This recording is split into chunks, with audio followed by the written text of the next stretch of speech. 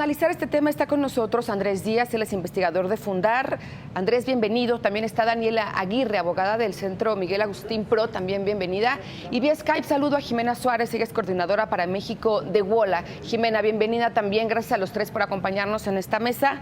Pues preocupación de parte de la sociedad civil, de organizaciones, por el tema de la legislación de un marco jurídico, un marco legal que está exigiendo el Ejército, también la Marina para su actuación en tareas de seguridad pública. Ahora ya el Senado dice que se lo van a tomar con más calma, que van a hacer consultas con especialistas, con sociedad civil y que en enero podrían tener listo un dictamen, pero la preocupación está ahí. Andrés, comienzo contigo. ¿Qué es lo que desde sociedad civil preocupa de aprobar un marco legal para la actuación de las Fuerzas Armadas en tareas de seguridad pública? Sí, Olivia, a nosotros lo que nos preocupa muchísimo es que van más de 10 años, y no podríamos decir únicamente 10 años, sino desde la época de los 70s, en donde el papel del Ejército ha sido en muchas ocasiones desastroso en materia de violaciones a los derechos humanos. Si bien han correspondido también apoyar en algunas tareas de seguridad, esto no se han hecho conforme a derecho, no han sido apegadas con los estándares internacionales más altos de protección a los derechos humanos. Se reconoce ahora que no existe este marco legal, que no existe estas tareas y que no existe esta regulación. Entonces, dar y dotar con esta miscelánea legislativa de más autoridad, sin controles legislativos, judiciales y sobre todo de la sociedad civil, a Fuerzas Armadas que están diseñadas y entrenadas para combates en seguridad, pero que atienden a otro tipo de conflictos, es a todas luces muy riesgoso. Y entonces a nosotras como defensoras de derechos humanos nos preocupa mucho, porque no solamente esto ha ido en aumento, las violaciones a los derechos humanos, sino que también se perciben nuevas etapas donde podría acrecentarse esa crisis.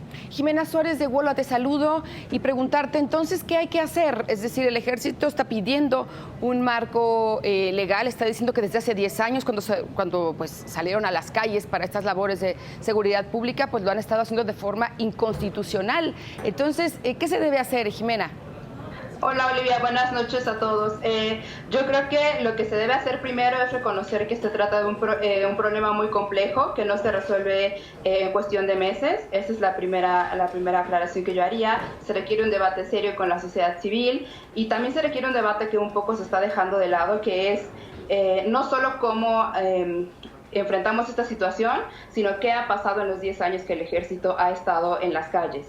Y lo que ha pasado es que hay casos documentados de violaciones a derechos humanos, víctimas de la violencia y del combate a la delincuencia organizada en México. Entonces, creo que lo que hay que hacer es empezar por aceptar que es un debate complejo que requiere tiempo y que no se trata solamente de si el Ejército debe o no tener una ley, sino de otra vez empujar todas las reformas que se requieren para que no esté el Ejército en la calle, policial, de seguridad y policial, de justicia y de seguridad pública. Gracias, Jimena. Daniela Aguirre, de Centro Pro, preguntarte, bueno, el general Cienfuegos decía que pues les pidieron salir a la calle a hacer labores de seguridad hace 10 años mientras se reestructuraban las policías, mientras se profesionalizaban y que pues no han hecho su trabajo también en este sentido, las autoridades correspondientes. El general diciendo, nosotros no estudiamos para perseguir delincuentes, nos sentimos incómodos, hay una molestia ahí de parte del Ejército que se entiende, una exigencia, pero hay también opiniones que dicen que hay un chantaje ahí de por medio. ¿Cómo lo ves tú? Pues por supuesto que en este caso el general tiene razón. Ellos no están preparados para enfrentar labores de seguridad ciudadana, porque eso tiene que ser realizado por fuerzas civiles. Se supone, como ya comentaron mi compañero y compañera, que el Ejército salió a las calles hace 10 años como una medida extraordinaria para enfrentar la situación de violencia que en ese momento iba en alza. Esa situación de violencia no ha disminuido, es más, se ha triplicado desde el 2007 al 2011 y si bien empezó a disminuir, a partir del 2015 ha vuelto a tener un alza. Y aquí es importante decir que en lugar de pensar en cómo dar más poder a las Fuerzas Armadas, en este caso que ya hemos visto que ha fracasado porque ni siquiera ha combatido la violencia sino que se ha incrementado y además tenemos estos fuertes casos de graves violaciones a derechos humanos, tenemos que volver a replantearnos que entonces lo importante es continuar con el diseño de una nueva marco de seguridad ciudadana que esté basado en fuerzas civiles y como ya lo dijo el alto comisionado de Naciones Unidas en su visita a México y la Comisión Interamericana de Derechos Humanos también en su visita in loco, lo que hay que pensar ahora es en un retiro paulatino de las Fuerzas Armadas de estas labores de seguridad ciudadana y además en que si vamos a regular a las fuerzas de seguridad, sea regularlas en que tengamos mayores controles sobre su ejercicio de aquí a que se retiren, en que exista mayor transparencia y en que podamos realmente tener total seguridad de que no se están violando derechos humanos en la medida de lo posible.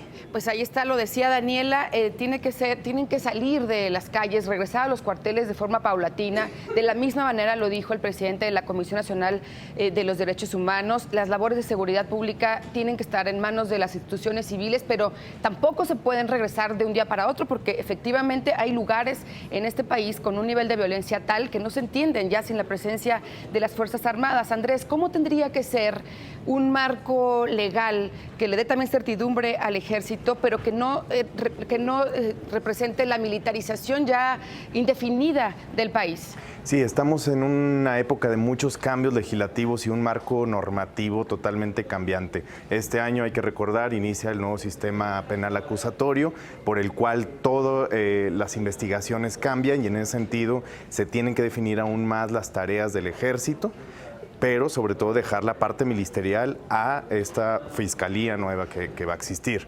Este marco normativo debe ser más integral.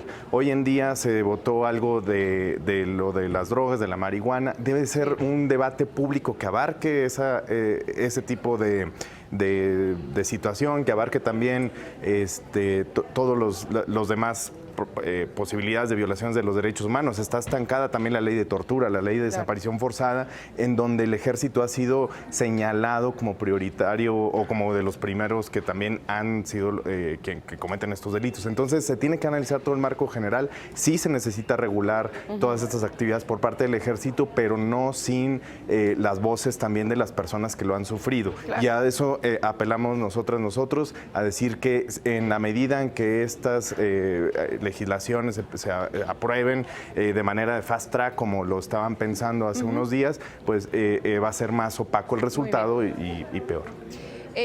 Jimena y Daniela, me quedan un par de minutos, les pido un último comentario breve a las dos. Jimena, adelante para cerrar. Sí, gracias. Pues a mí me gustaría solo repetir que una ley normalizando la presencia del ejército quita presión sobre otras reformas que son igualmente importantes sobre justicia y policía, y que México ya lleva 10 años en estado de excepción y que toda la actuación del ejército y las decisiones sobre su despliegue en las calles ha sido muy opaco y eso no se puede repetir. Muchas gracias. Daniela Aguirre. También recordar y tener mucho cuidado en lo que es la ley reglamentaria del artículo 29 constitucional. Esta propuesta de ley reglamentaria, hay que cuidar muchísimo lo que ahí se haga y tiene que ser a mucha conciencia, porque estamos hablando de una excepción ya no nada más de las Fuerzas Armadas en la calle, sino de que algunos derechos humanos o garantías individuales podrían ser suspendidas en un periodo de tiempo ni siquiera determinado, lo que podría traer seguramente muchas más violaciones a derechos humanos. Por lo que sí tiene que ser a mucha conciencia, y los diputados y senadores y senadoras están obligados a respetar el Estado de Derecho y a salvaguardar la protección de los derechos humanos de todas las personas. Pues muchas gracias a los tres, Andrés, Jimena y Daniela, por haber participado en esta conversación. Estaremos al pendiente de estos foros, estas consultas a las que será convocada también la sociedad civil en el Senado, porque es un tema muy delicado que requiere ser pues muy bien debatido. Les agradezco a los tres. Gracias, buenas noches. Gracias. Gracias. Gracias. Bueno, seguiremos.